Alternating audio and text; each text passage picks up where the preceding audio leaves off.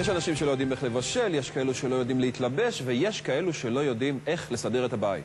אז מעכשיו, גם לטובת העניין הזה, יש מקצוע מיוחד ושם מיוחד, איך לא, באנגלית, הום סטייליסט, האנשים שיגידו לכם איפה בדיוק כדאי לשים את הוואזה. כתבה של רותם גרוזוביק. מה זה בכלל הום סטיילינג? זה בעצם כיוון בעיצוב פנים, שנכנסים עד הפרט הכי קטן, עד המלחייה ועד הקומקום ועד הציפה והציפית. ואם לא השתכנעתם, כדאי שתראו את ההדגמה הבאה. הסלון הזה עומד לעבור הלבשה מחדש. כלומר, ללא כל שינוי או שבירה של קירות, ביקשנו מהמעצבות שישנו את המקום לחלוטין.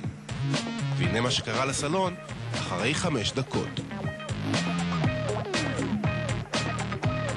נגיד המטבח, שאנחנו לא החלפנו אותו, אלא רק שינינו כל מיני דברים קטנים באמת בהצעה של המעצבות.